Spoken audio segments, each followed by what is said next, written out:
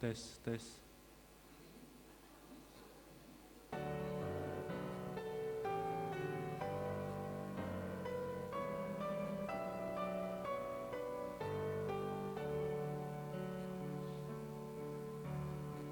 Tes, tes, 1, 2, 3, tes, tes, tes.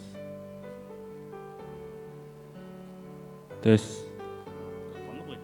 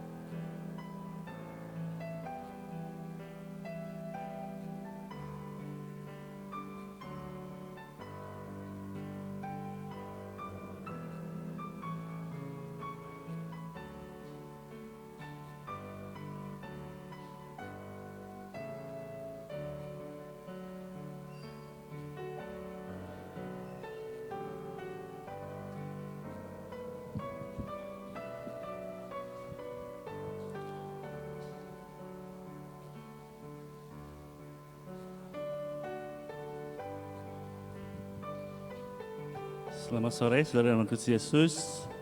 Kita akan memulai kebaktian kita, diharap masuk dari luar.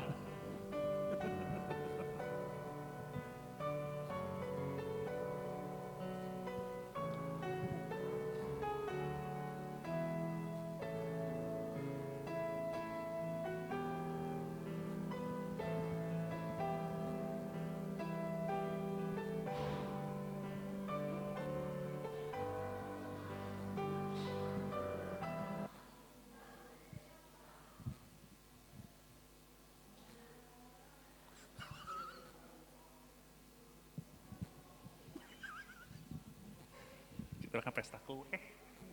Kue ulang tahun ada 3 biji di belakang.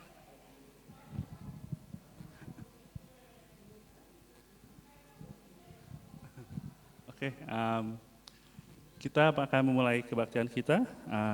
Sebelum mulai kebaktian, mari kita menenangkan hati dan pikiran kita, mengambil satu teduh sejenak.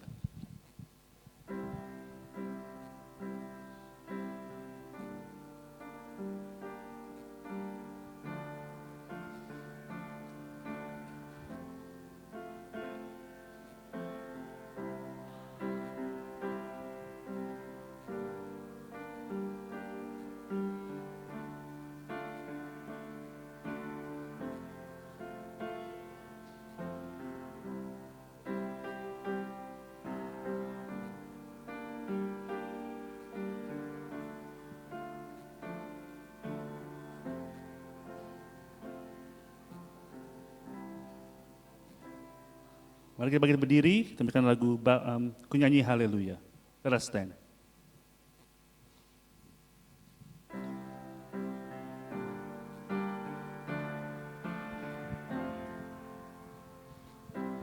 Bapakku datang menyembahmu di sini. Ku percayakan ada bagiku. Sekali lagi, Bapakku datang. Bapakku datang menyembahmu di sini. Ku percaya Kau ada bagiku. Tak usah ku takut sebab Kau sertaku. Tak usah ku bimbang, Kau di dalamku. Tak usah ku cemas, Kau penghiburku. Saat ku lemah, Kau kuatku. Ku nyanyi haleluya, ku nyanyi haleluya. Sungguh Kau hebat, ajaib perkasa perbuatanmu. Ku nyanyi haleluya, ku nyanyi haleluya, ku nyanyi haleluya. Sungguh Kau hebat, ajaib perkasa perbuatanmu. Di hidupku, sekali lagi Bapakku datang. Bapakku datang, menyembah-Mu di sini. Ku percaya Kau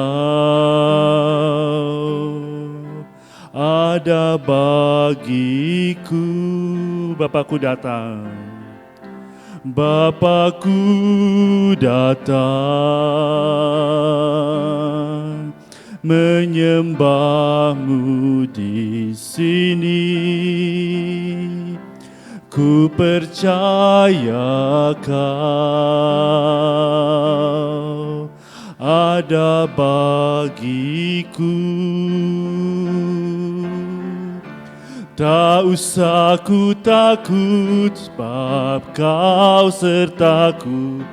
Tak usah ku bimbang, Kau di dalamku.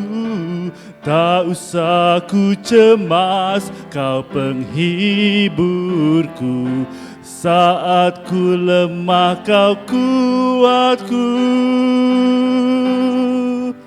Ku nyanyi haleluya, ku nyanyi haleluya. Sungguh Kau hebat, ajaib perkasa perbuatanmu.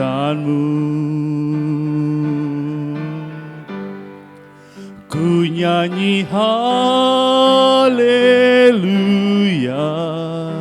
ku nyanyi haleluya. Sungguh Kau hebat, ajaib perkasa perbuatanmu. Di hidupku.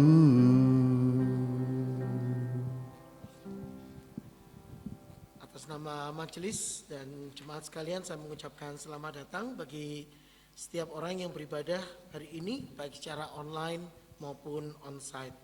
Nas pendahuluan untuk ibadah kita hari ini diambil dari Mazmur nomor 1 ayat 1 dan ayat yang kedua. Berbahagialah orang yang tidak berjalan menurut nasihat orang fasik, yang tidak berdiri di jalan orang berdosa, dan yang tidak duduk dalam kumpulan pencemooh, tetapi yang kesukaannya ialah Taurat Tuhan, dan yang merenungkan Taurat itu siang dan malam. Mari kita satukan hati bersama dalam doa kita. Mari kita berdoa. Kami bersyukur Engkau adalah Allah yang senantiasa hadir di dalam kehidupan kami, Allah yang kami sembah, Allah yang kami puji, Allah yang kami nyanyikan haleluya. Karena Engkau sungguh adalah Allah yang terlibat, yang hadir di hidup kami. Bapa, kami Mohon Engkau yang memimpin kami saat ini. Ketika kami memuji nama-Mu, ketika kami akan merenungkan firman-Mu, ketika kami akan bersama-sama dengan umat-Mu belajar untuk mempraktekkan kasih Tuhan di dalam hidup kami. Ajar kami untuk kami melihat apa yang Tuhan sudah lakukan bagi kami dan apa yang Tuhan nyatakan kepada kami. Kami berdoa untuk saudara-saudara kami yang berhalangan hadir, baik yang berhalangan karena keperluan atau karena yang berhalangan karena sakit penyakit. Bapa, Engkau yang kiranya memberikan pada mereka kasih, berkat dan kemurahan pada saat yang bersamaan ketika kami beribadah bersama dengan umat-Mu di sini. Supaya mereka yang berpergian, mereka yang memiliki keperluan, mereka boleh mendapatkan damai, sukacita dari Tuhan. Dan keyakinan Tuhan menuntun mereka. Karena kami, anak-anak-Mu di sini, berdoa untuk anak-anak-Mu ini. Kami berdoa untuk saudara-saudara kami yang lemah tubuh, yang sakit, yang dalam pergumulan. Engkau yang kiranya juga hadir pada saat ini di samping mereka, menguatkan mereka, supaya mereka juga boleh bersyukur bahwa di tengah pergumulan, kegalauan, kesulitan, dan apa yang mereka alami saat ini, mereka boleh dikuatkan karena doa dari anak-anak-Mu yang berkumpul di sini. Pimpin dan sertai setiap kami ya Bapa. Ajar kami supaya kami boleh hidup berkenan di hadapan-Mu. Demi nama Tuhan kami Yesus Kristus, kami menyerahkan sepenuhnya ibadah kami ke dalam tangan-Mu. Amin. Mari kita lanjutkan dengan pujian berikutnya, bersuka dalam Tuhan.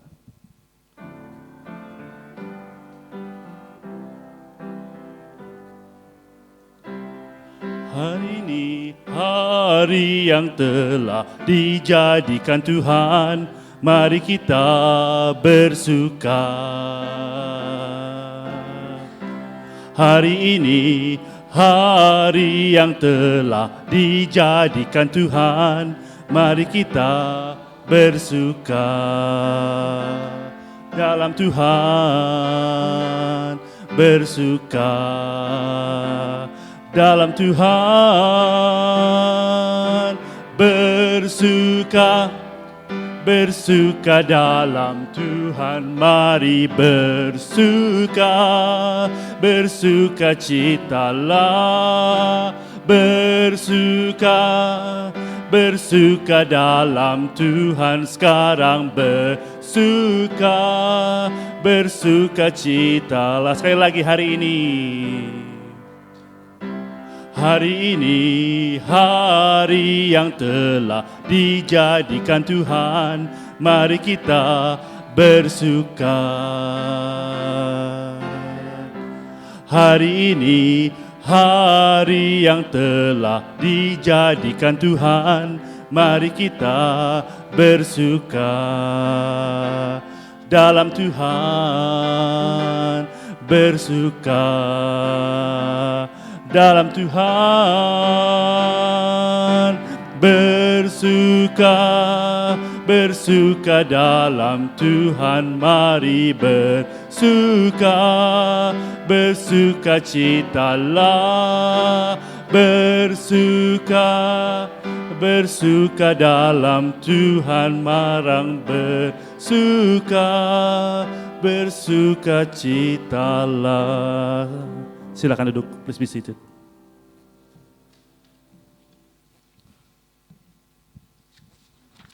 Berita gereja untuk ibadah kita pada hari ini. Seluruh majelis menyambut jemaat yang beribadah hari ini, dan satu doa kami supaya melalui persekutuan yang kita adakan akan membuat kita semakin rindu untuk mengenal Kristus dan mengenal Alkitab. Untuk ibadah minggu yang lalu dapat diikuti di YouTube, di dalam YouTube channel, dalam YouTube link yang ada di Buletin Gereja. Pengumuman untuk persekutuan doa bersama diadakan minggu 1, 3, dan yang kelima setiap hari Jumat pada jam 7 sampai dengan selesai di WhatsApp grup doa bersama SBI. Untuk persekutuan pemahaman Alkitab diadakan minggu kedua dan keempat, dan minggu ini saudara-saudara jatuh di minggu yang keempat. Jadi kita ada PA hari Kamis 27 Oktober. Saya perlu ralat yang barusan persekutuan doa bersama hari Kamis minggu 1, 3, dan 5, jadi bukan Jumat lagi. Untuk yang PA itu jatuhnya hari Kamis ini 27 Oktober 2022 jam 7.30 sampai dengan selesai di Zoom meeting ID yang tertera di buletin gereja. Silakan menghubungi Bapak Edwin kalau Anda ingin bergabung untuk mendapatkan passwordnya. Kita melanjutkan seri surat Efesus dan kita akan melihat beberapa update foto yang dikirim oleh Bu Gebi langsung dari lokasi di Efesus. Jadi sudah dikirim ke saya. Menarik sekali saudara-saudara. Ada beberapa foto di sana. Jadi itu pengumuman untuk hari ini. Untuk ulang tahun jemaat, mengucapkan selamat ulang tahun untuk Ibu Imelda yang menambah usia hari Sabtu kemarin tanggal 22 dan untuk Bobby yang berulang tahun hari ini. Dan ada lagi Michael. Siapa lagi yang ulang tahun? Ada lagi. Oke. Jadi itu informasi selamat ulang tahun untuk saudara-saudara yang berulang tahun dan kita akan mendoakan untuk saudara-saudara yang berulang tahun ini. Kita akan masuk dalam pokok doa syafaat. Apakah ada pokok-pokok doa yang ingin dinaikkan dari saudara-saudara?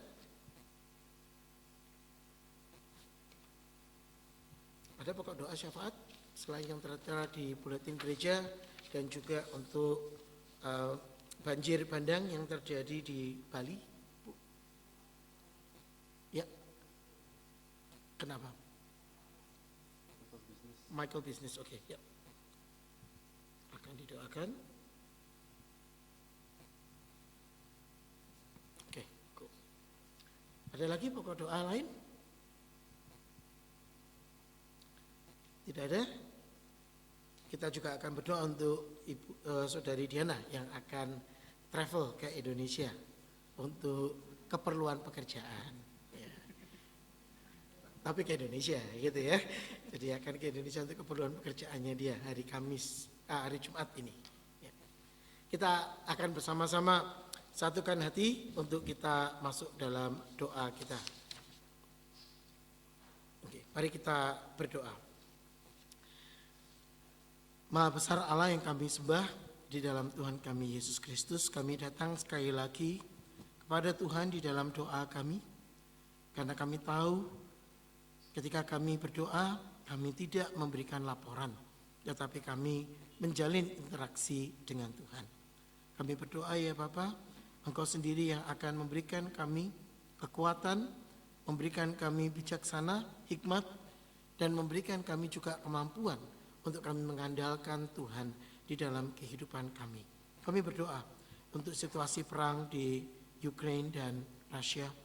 Kami berdoa juga untuk situasi di beberapa tempat di belahan dunia yang lain, yang ada ketegangan di Timur Tengah. Tuhan, kami membawa semua pergumulan ini ke dalam tangan-Mu. Kami berdoa untuk anak-anak-Mu yang menjadi juru damai, yang menjadi duta perdamaian. Tuhan, gerakkan mereka untuk mereka juga boleh mengambil bagian untuk membawa perdamaian bagi negara-negara yang di dalam konflik ini. Kami berdoa untuk situasi dunia yang masih dalam pemulihan untuk pandemik. Kami berdoa Tuhan, Kau sendiri yang akan terus memberikan kepada berbagai negara kemampuan untuk kembali keluar dari situasi pasca pandemik. Kami berdoa untuk meningkatnya angka stres dan juga angka pergumulan dengan kejiwaan mental yang salah satunya juga melanda Australia. Kami berdoa ya Tuhan, Engkau sendiri yang akan memberikan pemulihan secara utuh dan secara penuh untuk negara-negara ini juga untuk Australia. Bapak, saat ini kami juga membawa pokok-pokok doa kami untuk pergumulan yang dihadapi oleh berbagai orang di berbagai belahan dunia. Berdoa untuk banjir bandang yang terjadi di Bali, Jemberana, yang menjadi keprihatinan dan membawa situasi yang sulit untuk banyak orang.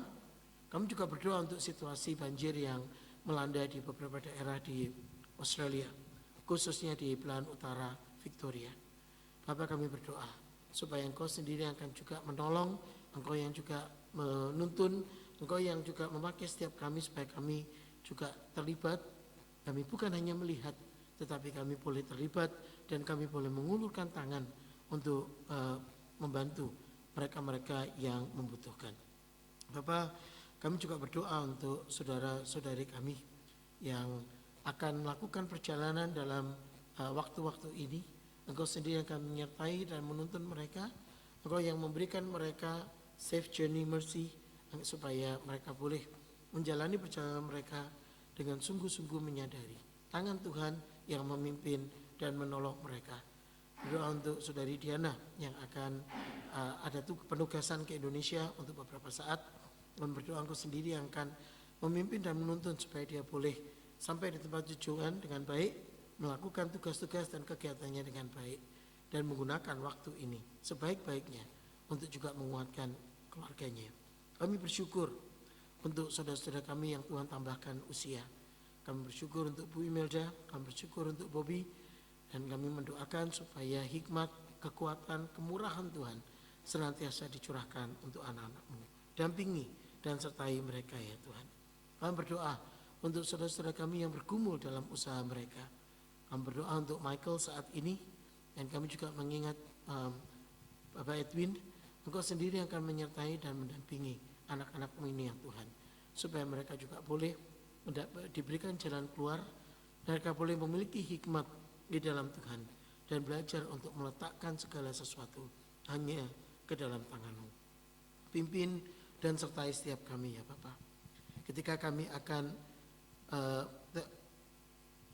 melanjutkan ibadah kami, ketika kami akan merenungkan firman-Mu dan menggalinya, tolong kami ya Tuhan supaya kami boleh memberikan pelayanan kami yang terbaik bagi kemuliaan-Mu.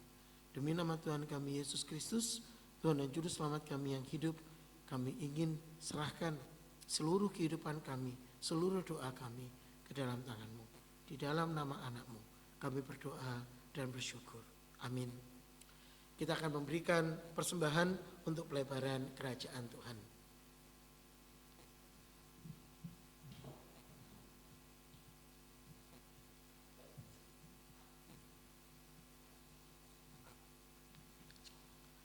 Nats pendahuluan nats untuk ibadah persembahan Ulangan 12 ayat 23, di hadapan Tuhan Allahmu di tempat yang akan dipilihnya untuk membuat namanya diam di sana, haruslah engkau memakan persembahan persepuluhan dari gandummu, dari anggurmu dan minyakmu, ataupun dari anak-anak sulung lembu sapimu dan kambing dombamu, supaya engkau selalu belajar untuk takut akan Tuhan Allahmu. Mari remikkan lagu We Bring Sacrifice of Praise.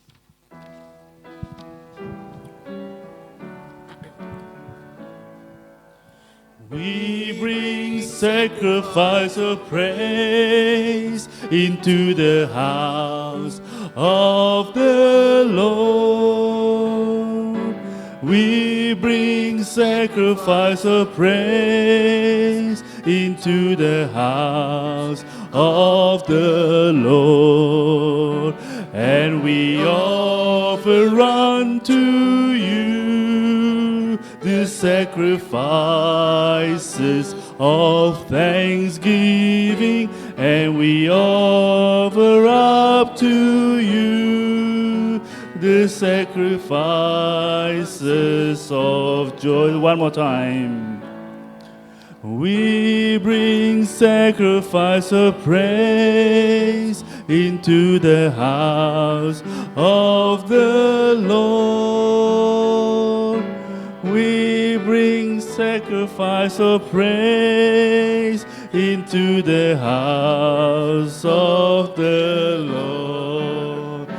And we offer up to you the sacrifices of thanksgiving, and we offer up to you the sacrifices of joy. Saya undang jemaat untuk bersama bangkit berdiri. Kita akan persembahkan persembahan kita di dalam doa. Mari kita berdoa. Engkau mengajar kami untuk memberi persembahan karena Engkau ingin memberikan kami tuntunan, Engkau ingin memberikan kami didikan supaya kami lebih taat kepada Tuhan, supaya kami mengutamakan Tuhan di dalam kehidupan kami. Ajar kami untuk memberikan persembahan syukur, memberikan korban yang berkenan di hadapan-Mu. Demi nama Tuhan kami Yesus Kristus, kami pertaruhkan persembahan ini bagi kemuliaan Tuhan. Amin. Silakan duduk. Sebelum kita mendengarkan firman, mari kita siapkan hati kita dengan lagu penyembah yang benar.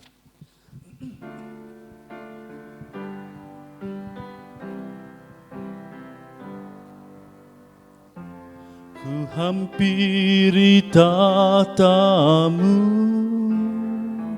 ku sujud menyembahmu, ku bawa seluruh persembahanku, terang kemuliaan-Mu memenuhi hatiku. Allahku, betapa ku mengasihi-Mu.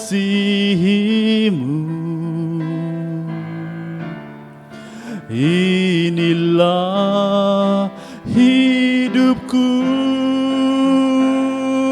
oh, jadikanku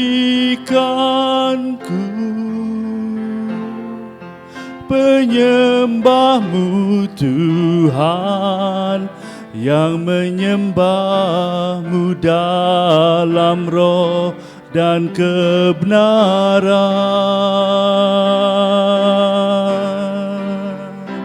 Bawa daku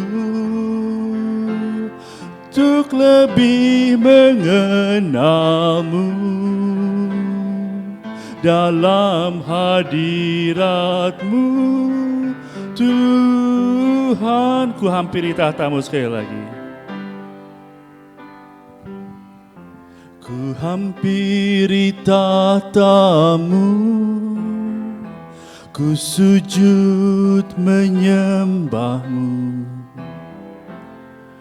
ku bawa seluruh persembahanku, terang kemuliaan-Mu memenuhi hatiku. Allahku, betapa ku mengasihi-Mu.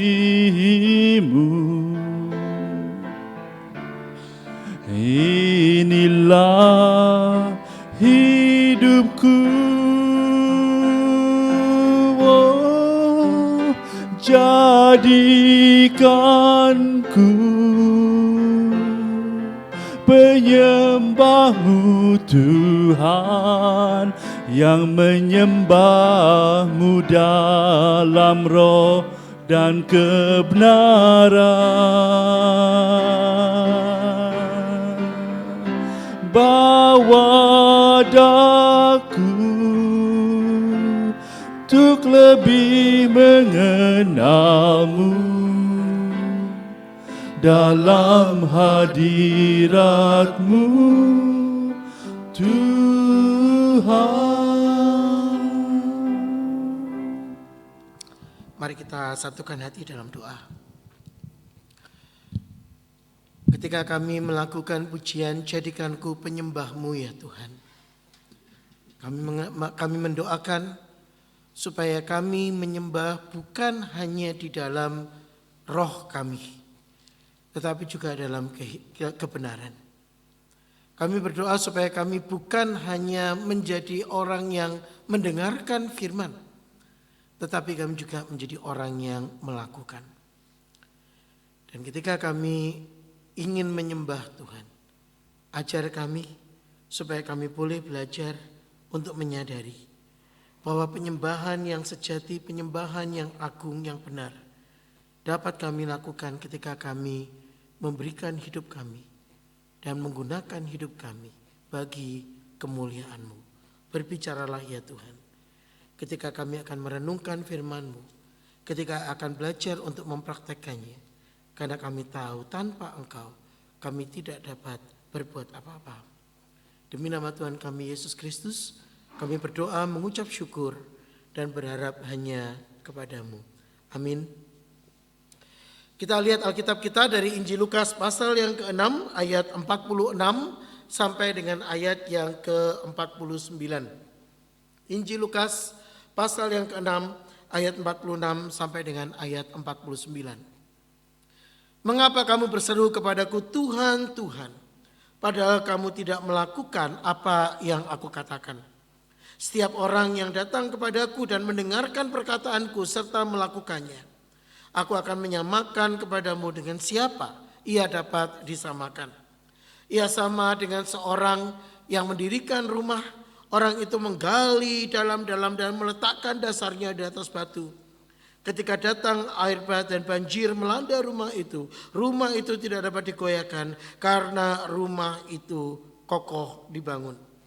Akan tetapi barang siapa mendengar perkataanku ia tidak melakukannya, ia sama dengan orang yang mendirikan rumah di atas tanah tanpa dasar. Ketika banjir melandainya, rumah itu segera rubuh dan hebatlah kerusakannya. Sampai di sini pembacaan kita. Yang disebut berbahagia adalah setiap orang yang membaca firman, memikirkan dan merenungkan di dalam kehidupannya. Saudara-saudara, perumpamaan tentang orang yang membangun di atas batu dan orang yang membangun di atas pasir atau tanpa dasar adalah perumpamaan yang sangat dikenal pada saat itu. Saudara-saudara, kenapa orang pada saat itu sangat mengenal?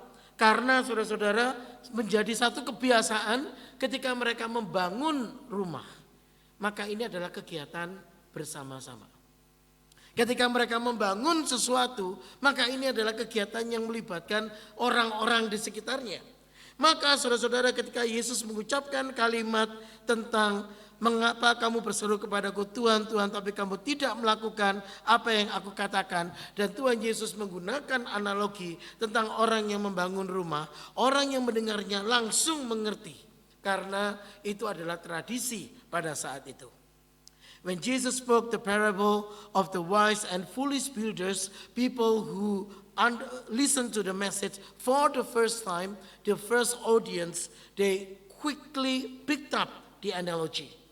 Because it became a habit, a culture, a tradition of the society back then in the Middle East. When people start building up the house, it will be a community project. They will do it together. They will do it with their neighbors. So everyone knows the quality and the kind of things of the people that the house of the people that they built on. Membangun rumah di atas batu itu adalah terjemahan bahasa Indonesia. Tetapi kalau Anda perhatikan terjemahan bahasa Inggrisnya, tidak menggunakan kata membangun rumah di atas batu. Tapi terjemahan yang lebih tepat adalah membangun rumah pada batu. Karena kontrasnya saudara-saudara, dan ini bangunan yang modern saat ini adalah foto dari sebuah rumah di Yaman yang dibangun di kaki gunung. Dan alasan kenapa dia membangun rumah di sini karena itu dekat dengan mata air, dekat dengan wadi atau sungai. Persoalannya ketika hujan datang melanda, maka air akan turun tercurah dari atas gunung dan air itu akan memenuhi rumah itu dan rumah itu akan mengalami kebanjiran. Saudara-saudara, membangun rumah di pinggir wadi atau oase sounds interesting. Tetapi kalau itu ketimpa air dari atas, ketimpa air dari lereng gunung, it's not nice at all. Maka saudara-saudara, orang-orang pada masa itu mereka memiliki satu tradisi untuk membangun rumah pada tempat yang kokoh. This is the picture of the house built near the oasis where people want to enjoy the water near the wadi over there. But if you're looking at the map, at the contour of the land, it's just at the end of the hill of the mountainous area. When the big rain comes, there will be a disaster there because you won't be able to sustain the flooding water that coming through from the stream up from the mountain.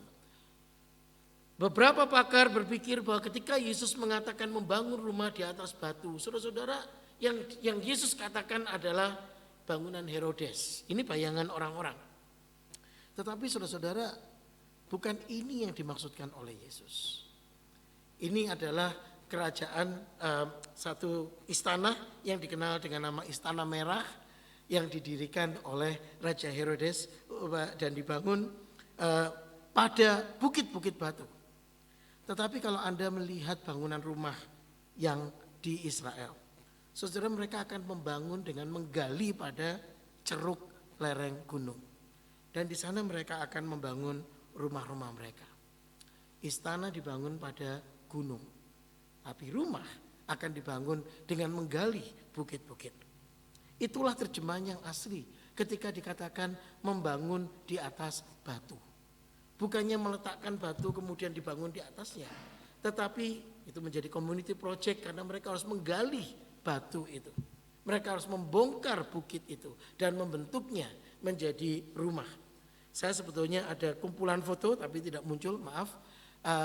Pertemuan mutakhir tentang rumah di Nazaret yang ditemukan oleh seorang arkeolog Inggris yang dipercaya atau diterima sebagai rumah yang menjadi rumah pada masa abad pertama, saudara-saudara. Dan penemuan ini kemudian sekarang dianggap sebagai rumahnya Yesus. Tentu saja tidak ada yang tahu itu rumahnya Yesus beneran atau bukan. Tapi penemuan ini berbicara tentang rumah biasa, rumah sehari-hari yang beneran digali pada batu, digali di dalam bukit. Maka ketika Yesus mengatakan orang yang membangun rumah, Yesus mengatakan he is like a man building a house who dug deep and laid the foundation. And then when the flood comes, the torrent struck that the house could not shake it because it was well built. Rumah itu tidak dapat digoyangkan karena rumah itu dibangun dengan kokoh. Apa yang Tuhan Yesus maksudkan di sini? Saudara-saudara, perumpamaan ini berbicara tentang pilihan yang harus diambil oleh seorang. Lukas 6 ayat 46 mengatakan, mengapa kamu berseru kepadaku Tuhan, Tuhan, tetapi kamu tidak melakukan apa yang aku katakan. The parable of the wise builders well connected to the challenge, to the question that Jesus posed to his audience. Why do you call me Lord, Lord, and not do what I tell you? Dan saudara-saudara, ini ada paralelnya. Kalau Anda membaca paralelnya, ini ada di Matius pasal yang ke-7. Bicara tentang para pengajar palsu. Bicara tentang orang-orang yang mengklaim sebagai pengikut Kristus, orang Kristen, tapi sesungguhnya mereka tidak pernah mengikut Tuhan. Dan Alkitab Matius pasal yang ke-7 menggunakan bahasa yang lebih keras lagi, menggunakan kata, pergilah kamu sekalian para pembuat kejahatan. Kenapa? Karena aku tidak mengenal engkau. Luke chapter 6 verse 46 is a parallel verse of Matthew chapter 7 verse 21-22, which says, why do you call me Lord, Lord, yet you do not do what I tell you? Bear in mind that in the end of days people will come to me and said, Lord, I have done such and such. And yet what I will tell them? I will tell them, get away from me, you evil doers. Why did Jesus say this? They have done great things for Jesus. Why did Jesus say, get away from me? The answer, at the beginning of that statement, Jesus said, I do not know you. These are the people who claim to be Christian, yet they don't build relationship with Jesus. These are the claim of the false Christians who pretend to be Christians, and yet they do not do what the Lord tells them to do. Dan Yesus menegaskan bahwa ketika kita membangun kehidupan, maka kehidupan itu harus sesuatu yang bernilai kekekalan. 2 hari yang lalu saya dipanggil untuk datang ke Box Hill Hospital mendoakan bagi seorang ibu yang sudah 20 tahun sakit kanker. Dan Jumat kemarin mendekati masa-masa akhir. Saya dipanggil untuk mendoakan dia. Dan ketika saya datang, si ibu ini sudah sangat lemah. Sudah sangat-sangat lemah. Dan dia perlu dibantu dengan morfin untuk bisa berbicara dengan baik. Dan dia memegang tangan saya erat-erat. Dan dia bilang, I cannot pray too long. Dan saya mengatakan, saya tidak berharap untuk berdoa panjang. Saya akan membaca 1 ayat, saya akan berdoa bagi kamu, dan saya akan pergi. Saya membacakan 1 ayat bagi dia dari Mazmur nomor yang ke-5. Give ear to my word, O Lord. Consider my meditation. Hearken unto the heart of my cry.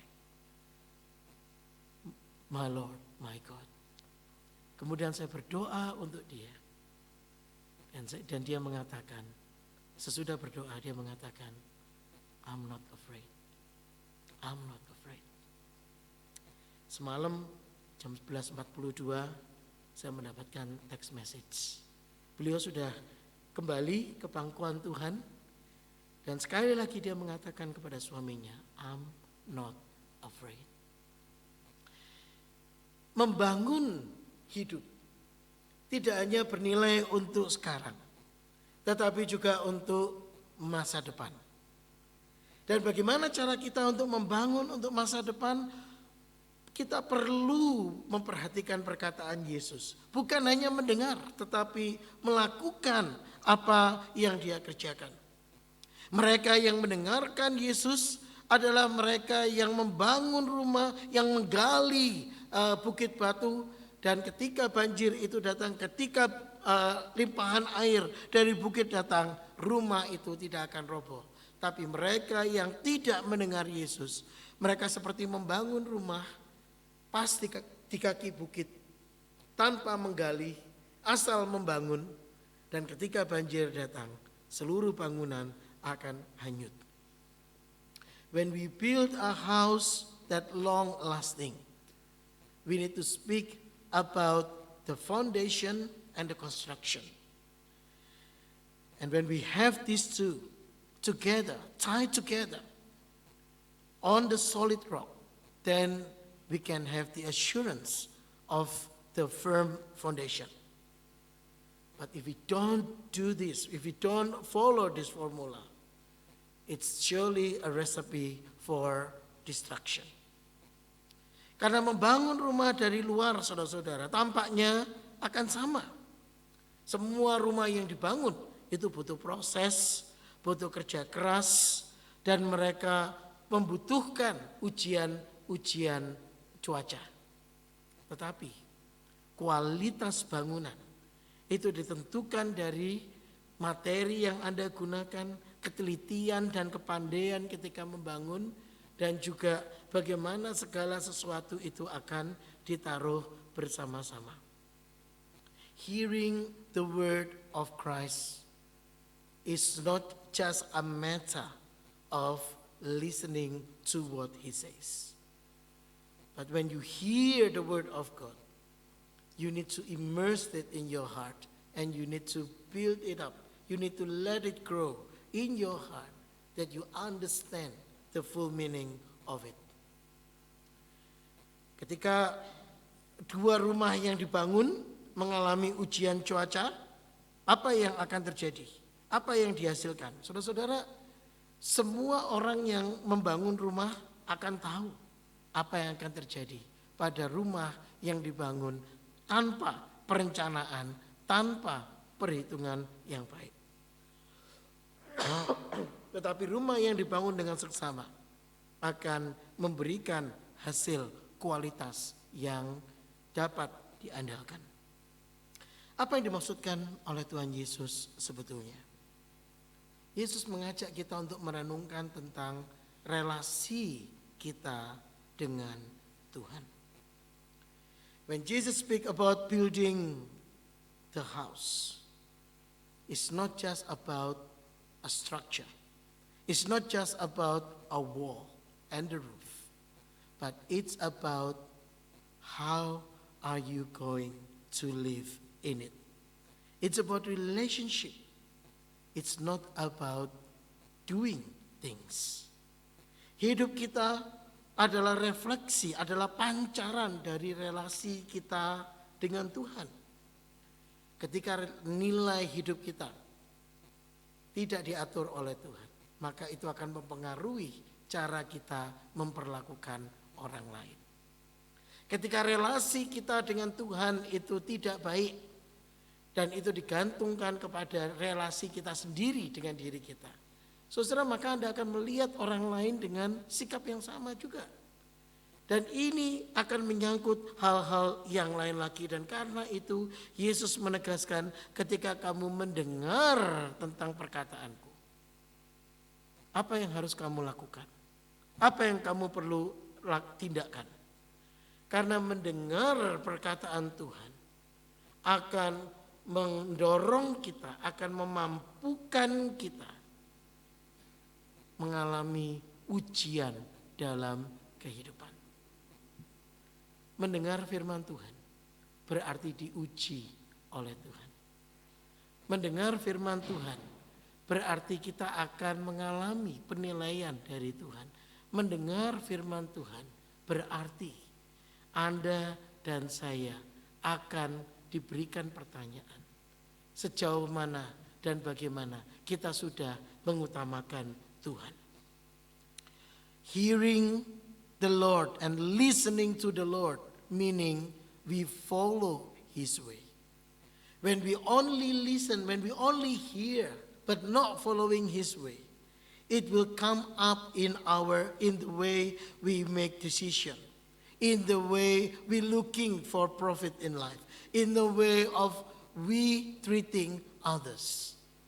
And without God, we will end up with things, with life that focusing on ourselves and only thinking about benefiting ourselves. But living with God in a true sense of relationship will bring us into a real success, real happiness, real peace, and real fulfillment in this life. Satu hal yang saya perlu tekankan di sini bahwa tidak berarti Yesus mengatakan taatlah maka kamu pasti masuk surga. Karena ketaatan bukan kunci masuk untuk masuk surga. Tapi alasan dan dasar untuk kita masuk surga adalah relasi kita dengan Tuhan. Tadi pagi kepada anak-anak sekolah minggu saya memberikan khotbah. Setiap minggu saya khotbah untuk anak-anak kecil-kecil sebelum saya khotbah untuk orang dewasa. Dan saya tunjukkan mata uang Australia. Dan mereka senang dengan gambar-gambar di berbagai denominasi mata uang. Dan saya tunjukkan bahwa gambar-gambar itu akan berubah sebentar lagi. Karena kita sudah berganti kepala negara, begitu kan? Berganti kepala simbol negara, gitu kan? Bukan lagi queen, tapi sudah menjadi king. Dan anak-anak saya tanyakan, kalau kamu pergi ke surga, pakai mata uang mana? Gambar siapa yang akan ada di mata uang itu? Wah, anak-anak langsung semangat. Gambar saya, gitu ya. Gambar papa saya, gitu. Ada satu yang ngomong, gambar guru saya, karena dia favoritnya gurunya. Gitu. Anak saya, Sophie bilang, dia angkat tangan dan dia mengatakan, we need nothing when we go to heaven. We only need one thing when we go to heaven. We need God. So we do not need any money. Dan saudara-saudara, jawaban itu bukan set up stage ya. Itu bukan stage question, tapi itu benar-benar impromptu. Jawaban itu membuat jemaat yang hari ini mendengarkan respon dari anak-anak. Mereka menyadari bahwa dasar dari kehidupan kita. Itu bukan hal-hal yang bersifat sementara. Currency akan berganti gambar. Mata uang akan berubah nilainya hari demi hari. Investasi akan naik turun, fluktuasi nilai-nilainya. Satu yang tidak berubah, yaitu Allah yang ada dalam hidup kita.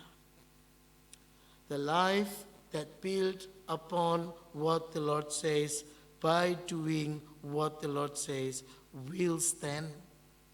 Not because obedience is the foundation of salvation, but because in a Christian perspective, in a biblical perspective, obedience is the outcome, is the result of the grace of God in us. Christian love is not about Christian doing things, but Christian love is actually a fragrance of God's love in us.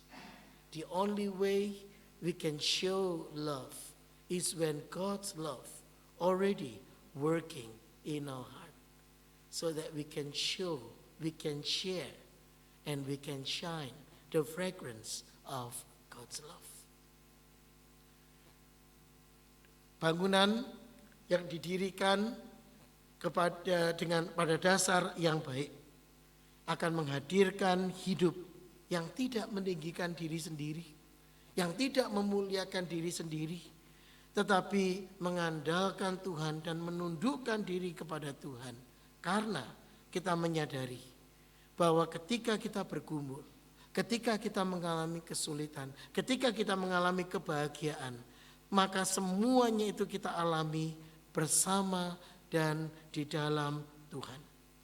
Pergumulan kehidupan adalah cara Allah untuk mengajar kita, mendidik kita untuk mengenali.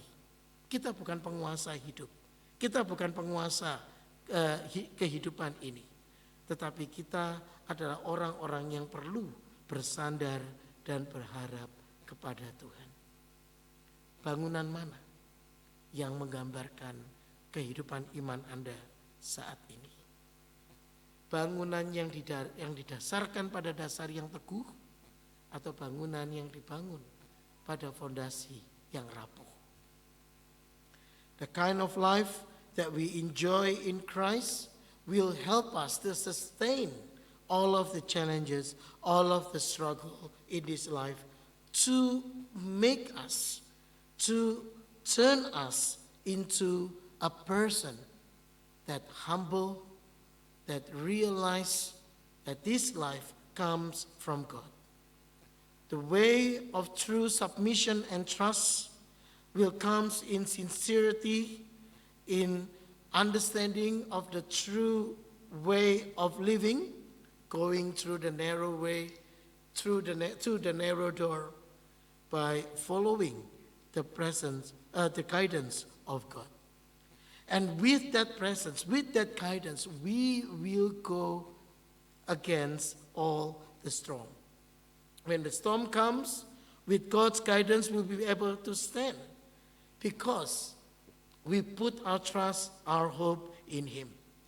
Jesus urged His disciples, His hearers, to consider soberly the consequences of the response they chose to give Him. Indifference and neutrality are not an option. Our decision, either to obey or not, will lead us to our destiny. So what kind of houses are you? Are you built on the solid rock, on the solid ground, or on the sand? C.S. Lewis mengatakan ada dua macam manusia. Mereka yang mengatakan kepada Allah, kehendakmu yang jadi. Atau mereka yang kepadanya Allah akan mengatakan, baiklah, jadilah sesuai dengan yang kamu harapkan. Mereka yang mau taat kepada Tuhan akan mengandalkan Tuhan dan meminta Dia untuk menghadirkan kerajaannya di bumi. Tapi mereka yang mencoba melawan Tuhan akan berusaha dengan sia-sia membangun kerajaannya, memaksakan kerajaannya untuk naik ke surga. Satu upaya yang muskil, mustahil, dan sia-sia. Maka Tuhan mengatakan, mengajarkan, mengapa kamu berseru padaku Tuhan, Tuhan, tapi kamu tidak melakukan kehendak Bapakku yang di surga. Bapa, biarlah kehendak-Mu yang jadi. C.S. Lewis says there are two kinds of people. Those who say to God, Lord, your will be done. These are the people who surrender their life to God. These are the people, the kind of people who knew who they are and who realize what they will become. They need God's help. They need God's hand. They need God's presence. And they seek for God's face. But there are others who try to resist God's sovereignty and rule over their life. And they will force their way through so much that God will say to them, all right then, have it your way. And the rest will be disaster. Whoever has ears to hear, let him hear. Yesus mengatakan, siapa yang memiliki telinga, hendaklah dia memperhatikan. Kalau kita belajar firman hari ini, kita dipanggil untuk melakukan tindakan keputusan sebagai respon kepada Tuhan. Apakah kita membangun rumah yang kokoh atau kita membangun bangunan yang tidak berguna? Mari kita berdoa. Pimpin kami ya Tuhan. Tolong kami dan tuntun kami supaya kami belajar untuk mengutamakan, untuk menghadirkan dan untuk mengandalkan Tuhan di dalam kehidupan kami. Tanpa Engkau, kami tidak dapat berbuat apa-apa. Demi nama-Mu, kami berdoa dan mengucap syukur. Amin. Sebagai lagu penutup, mari kita aminkan firman Tuhan pada sore hari ini. Demikian lagu In Christ Alone, Hanya Kristus Harapanku. Mari kita bangkit berdiri. Let us stand.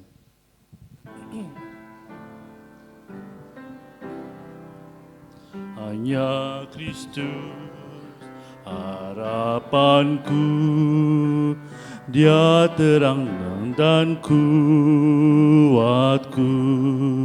batu penjuru yang teguh, dikala badai menderu. Kasih dan damai-Nya besar, kalahkan takut dan gentar. Penghiburku, naunganku, dalam kasih-Nya ku teduh. Verse 2. Hanya Kristus yang bersedia turun menjadi manusia, datang selamatkan umat-Nya, walaupun dihina, dicerca, sampai Dia mati di salib, menanggung muka ilahi.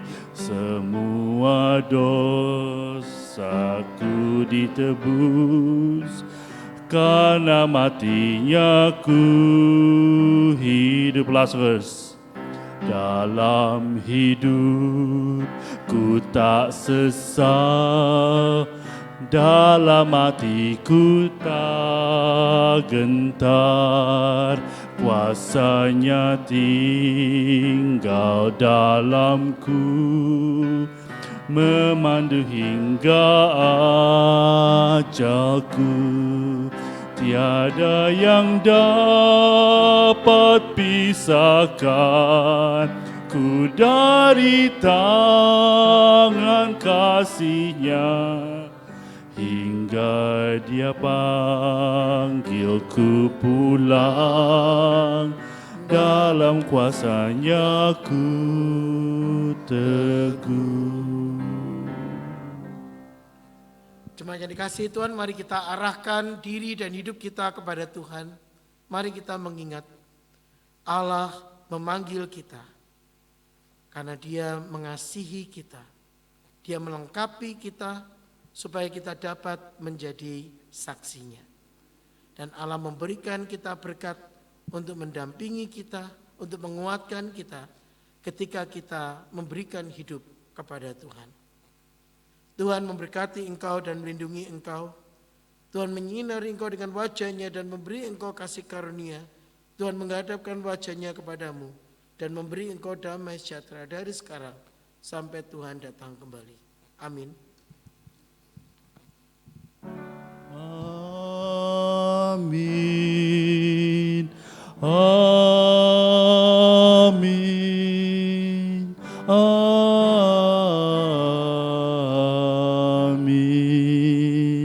Amin. Silakan duduk, kebaktian selesai saat teduh.